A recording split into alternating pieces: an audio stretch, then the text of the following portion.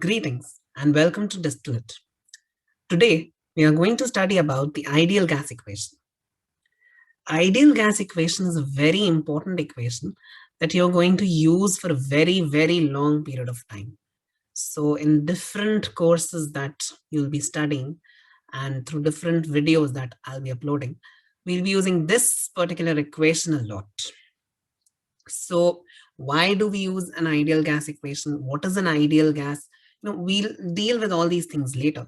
But first of all, you need to know what this equation is all about. So for starting the ideal gas equation, first of all, you need to know what the gas constant R means. So let me tell you, R is a universal gas constant. It remains same for every condition, for every gas, for every element. It remains the same. That is why it is known as a universal gas constant. It has the same value irrespective of the condition. All right. So the value for R is 8.314 joule per mole Kelvin. This is the unit, joule per mole Kelvin. Okay. And in the last lecture itself, we discussed that joule per mole can be simply written as kilojoule per kilomole. That is why I can simply write this as 8.314 kilojoule per kilomole Kelvin. All right. Now, when we change the units, then we have R as 0.08206 liter ATM per mole Kelvin. Okay. Then when we are converting liter to meter cube and mole to kilomole, we'll get 0.08206 meter cube ATM per kilomole Kelvin. This also has a very simple unit conversion. We have liter ATM per mole Kelvin. So 1 mole and 1 mole is equal to 10 to the power minus 3 kilomole. And 1 liter, which is equal to 10 to the power minus 3 meter cube. So meter cube. So this liter and this liter gets cancelled. This mole and this mole gets cancelled. So we simply have 1 liter ATM per mole Kelvin is equal to 1 meter cube ATM per kilovolt Kelvin. Another unit for R is 1.987 calorie per mole Kelvin, which can be written as 1.987 kilocalorie per kilomole Kelvin. So these are the three values of R that you need to remember. 8.314 joule per mole Kelvin, 0.08206 liter ATM per mole Kelvin, and 1.987 calorie per mole Kelvin. Now, let's go on to some units. Just, I told you, R is 8.314 joule per mole Kelvin. Now, as the ideal gas equation, it basically relates pressure, volume, temperature, and number of moles. And in this ideal gas equation, we have the gas constant R. Hence, we need to know how to relate these units to pressure, volume, temperature, and moles. Okay, so we already have mole in this. We already have Kelvin, that is temperature's unit here. Then we have joule. So how can joule be related to pressure and volume, which are the two remaining? So 1 joule is basically equal to 1 Newton meter. From where do we get this? So I have given an example over here. Work. So we know that work done can be written as force into distance traveled. Okay. The SI unit for force is Newton. The SI unit for X, that is distance, is meter, while the SI unit for work is joule. Hence, this unit becomes Newton meter. Hence, 1 joule can be written as 1 Newton meter. Okay. Now, how can we relate this Newton meter to pressure volume? So we know that 1 Pascal, which is the unit of pressure, is equal to 1 Newton per meter square. If we multiply and divide by meter, then we'll get 1 Newton meter per meter cube, right? Which is 1 Pascal. Now, 1 Newton meter, as we just discussed, can be written as 1 joule. Hence, we can say that 1 joule is same as 1 Pascal meter cube. So, now onwards, whenever I write 8.314 joule per mole Kelvin, that can also be simply written as 8.314 Pascal meter cube per mole Kelvin. This is very important for you people to understand. Okay. Now we come to the ideal gas equation, which is PV equals to nRT, where P is the pressure, V is the volume, N is the number of moles, R is the universal gas constant, while T is the temperature. Whenever we are doing any problem related to the ideal gas equation, we must keep in mind that temperature is always in Kelvin. We can change the units of pressure, volume, moles with respect to the value of R, but we cannot change the unit of temperature. Temperature is always supposed to be in Kelvin. Rest units can be changed. So the basic equation is PV equals to nRT.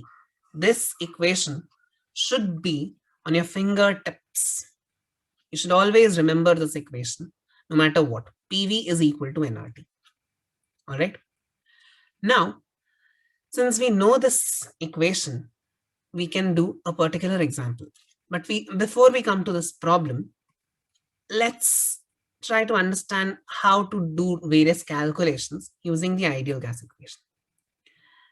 So let me tell you, we always have R. R has a fixed value, 8.314 joule per mole Kelvin, which can also be written as 8.314 Pascal meter cube per mole Kelvin. Right? Now, the 4 variables that are present in the ideal gas equation are pressure, volume, temperature, and number of moles. Okay. So let's say if you have pressure, volume, temperature, then you can calculate the number of moles as PV by RT. If you have pressure, volume, and number of moles, then you can calculate temperature as PV by nR. If you have pressure, temperature, and number of moles, then you can calculate volume as nRT by P. And if you have volume, temperature, and number of moles, then you can calculate pressure is equal to nRT by V. Okay. On the basis of this, let's go on to do an example.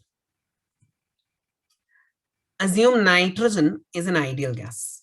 Whenever we use this assumption that a particular gas is an ideal gas, that gives us the ability to use the ideal gas equation. Okay. This is given that the temperature, the pressure is 1 atm and the temperature is 298 Kelvin. What is the molar volume of nitrogen? Now here you have come across a term called molar volume. Whenever we come across the term molar. Keep this in mind. Molar means per mole or per kilomole. Okay, usually it's per mole. Fine.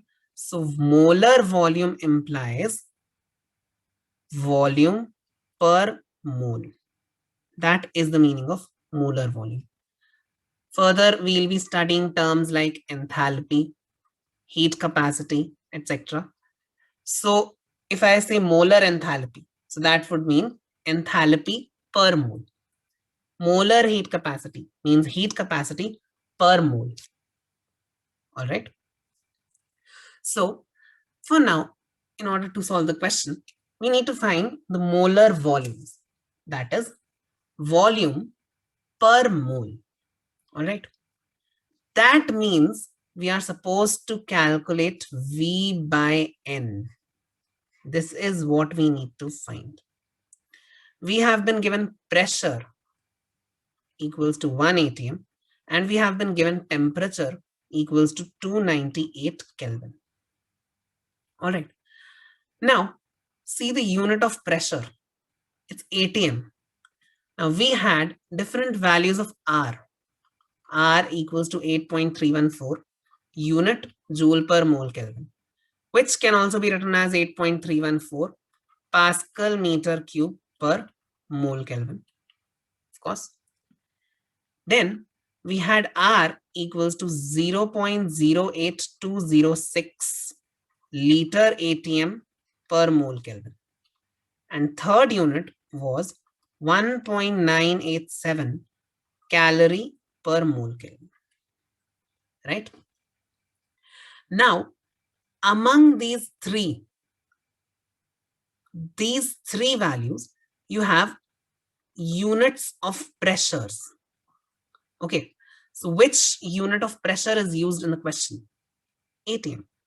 So based on the unit of pressure that is used in the question, we can decide which value of R do we need to use. So it's 0.08206 liter atm per mole Kelvin. All right. So R we are going to decide based on the units of pressure, or if say in the question, if they would have given volume, then we would have decided the units of R accordingly. All right. As I told you before, temperature is always in Kelvin, so we do not have to decide anything based on temperature. We only have to see the unit of pressure and the unit of volume. All right. So molar volume implies volume per mole. Okay. So that's why we have taken basis as 1 mole. Okay. That is why we have taken basis as 1 mole. Because if we take basis as 1 mole, then the volume that we get, that is the volume that is occupied by 1 mole. All right, 1 mole of gas, which is actually the molar volume. Okay. Pressure is given to be 1 atm, temperature is 298 Kelvin, and therefore we took the unit of R as liter atm per mole Kelvin, which gives us R equals to 0.08206. Then we are going to use PV equals to nRT. Now, as we discussed, volume, to calculate volume, we use nRT by P. So that is why we get 24.45388 liter per mole. Why have I added this per mole, although this mole has been cancelled here? In spite of that, I have added this per mole. Why have I done so? I have done so because I had to calculate molar volume. And this N equals to 1 mole. This is something that I took as my basis. It was not given in the question. So this I took as my basis. That is why I have given 24.4538 liter per mole. I have not removed this mole from here, because this is the volume that I have got when I considered 1 mole of gas. Okay, this is my consideration. This is my basis. It was never given in the question that you have to take 1 mole. All right. Let's go on to the next question. They have asked the specific volume of nitrogen. Specific. When specific comes into picture, the word specific comes into picture. That implies that I'm asking for volume, or basically if I say specific quantity, then that means I'm asking quantity per kg. Quantity per kg. All right. So specific volume means I'm asking for volume per kg, volume per unit mass. Now, one very interesting property about specific volume. See, specific volume implies volume per unit mass, right? We already studied a chemical engineering variable, density, which is mass upon volume. Hence, specific volume can be written as 1 upon rho, that is 1 upon density. This is a very important result and it's quite a lot used. All right. So now, anyways, we go on to the question. Specific volume of nitrogen at 200 kilopascal and 500 Kelvin.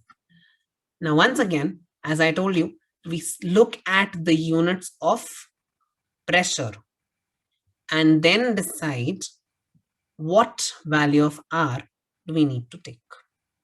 So it's kilopascal. That means we are definitely going for R equals to 8.314 joule per mole Kelvin, or 8.314 Pascal meter cube per mole Kelvin. Now, here the pressure is given in kilopascal. So that means if we multiply and divide by 10 to the power 3, then this 10 to the power 3 would go with this Pascal to make kilopascal. And this 10 to the power 3 in the denominator would go with this mole to make kilomole. So this can be also written as 8.314 kilopascal meter cube per kilomole Kelvin. Okay, this is a very important unit conversion. Okay, keep in mind, if your unit conversions are good, if you're good at unit conversions, then you will not make mistakes while you're solving numericals. But if you are bad at unit conversions, then you are going to make a lot of silly mistakes. So always, while I solve questions for you all, I'll be writing these units in this manner. So that is why whenever you solve, you also, just like I have written units over here. So that way, when you're solving, you can simply cancel out units to get the final unit. All right. So that way you'll not be confused. And suppose if you have forgotten something in the formula, if you've written something wrong in the formula, then even the formula can be corrected. You'll see that the unit that we have got is not the actual unit. So based on that, you can see that what mistake you've done with the formula. All right. So now, since we have to calculate the specific volume, therefore we need to take mass of 1 kg. So when we take mass equal to 1 kg, then the number of moles come as 1 kg upon 28. What is the unit of molecular weight? Gram per mole or kg per kilomole. So this becomes 0.0357 kilomoles. All right. Then we are going to use PV equals to nRT. So from here, we'll get volume equals to nRT by P. Okay.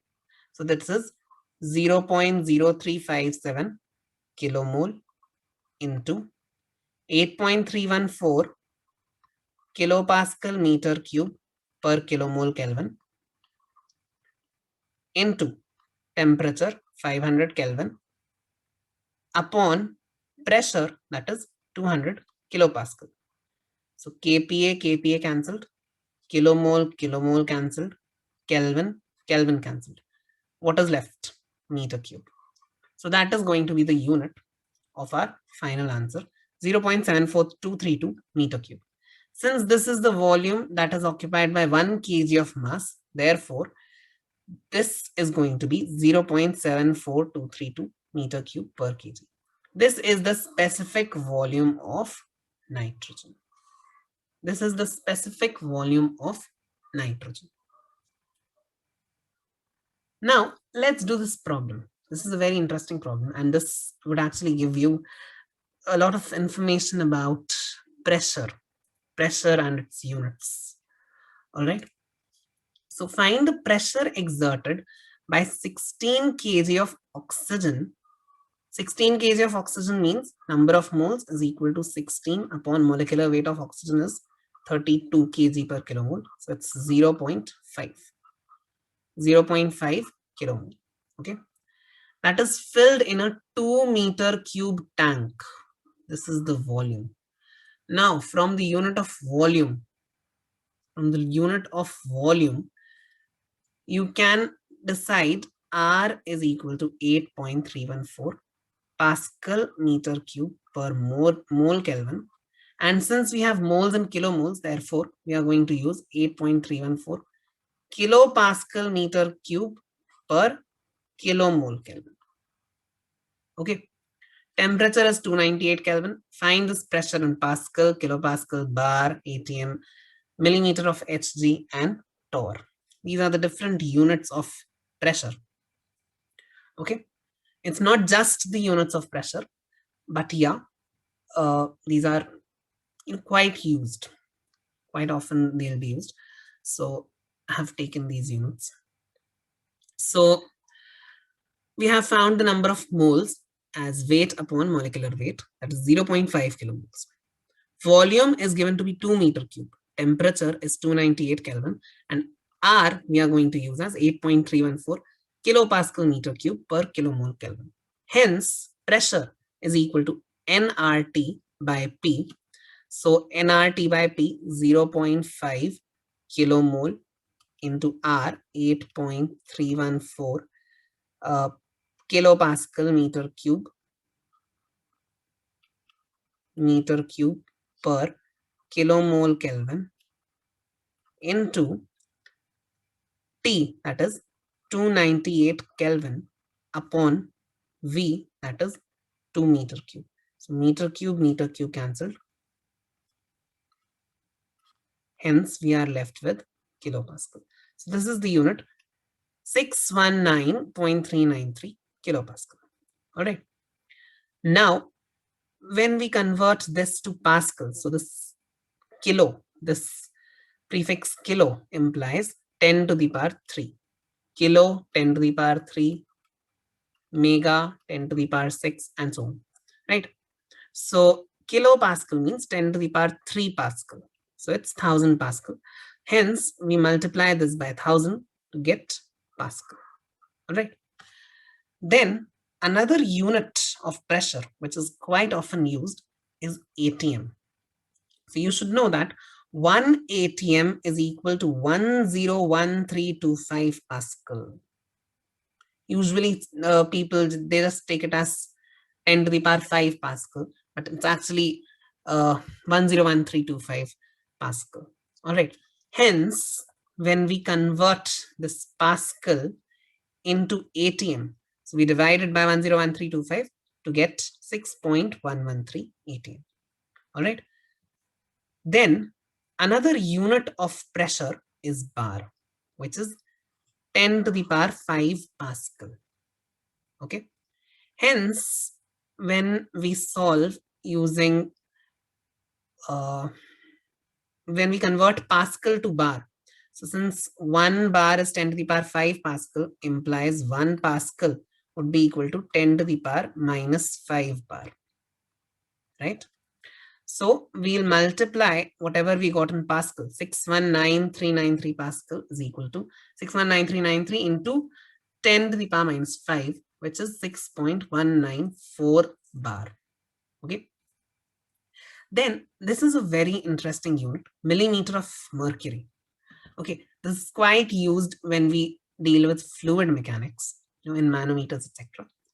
But for now, let's just go with the unit conversion. So 1 atm is equal to 760 millimeters of Hg. That is 760 millimeters of mercury. So we know that the pressure is 6.113 atm, right? So when we convert it into millimeters of mercury, so it's 6.113 into 760, that gives us 4645.83 millimeters of mercury. And 1 millimeter of mercury is same as 1 torr. Hence, we can get this as 4645.83 torr. From here, from this question, more than just the ideal gas equation, we also learnt the different units of pressure and how to convert from one unit to another. So if you have something in Pascal, you can multiply it by 10 to the power minus 3 to get it in kilopascal. And you can multiply whatever you have in kilopascal with 10 to the power 3 to get it in Pascal. Okay. If you have something in Pascal, you can divide it by 101325 to get it in atm. And similarly, you can multiply it by 101325 to get it in Pascal. All right. If you have something in Pascal, you can multiply it by 10 to the power minus 5 to get in bar. And if you have something in bar, then you can multiply by 10 to the power 5 to get it in Pascal. All right. I'll write it down even more clearly. So if you have something in Pascal, which is your SI unit, then if you multiply it by 10 to the power minus 3, then you get kilopascal. If you multiply kilopascal by 10 to the power 3, you get Pascal. Okay. If you have something in Pascal and you multiply it by 10 to the power minus 5, you get it in bar. If you have something in bar and you multiply it by 10 to the power 5, you get it in Pascal. Okay. And if you have something in Pascal and you divide it by 101325, you will get it in atm. And if you have something in atm and you multiply it by 101325, you get it in Pascal. All right. Now, to millimeters of mercury, when we convert when we convert pressure into millimeters of mercury, then instead of considering Pascal, it's more convenient to consider atm as the major unit. So when we convert something from when you have something from something in atm, then to convert atm into millimeters of mercury, we simply have to multiply by 760.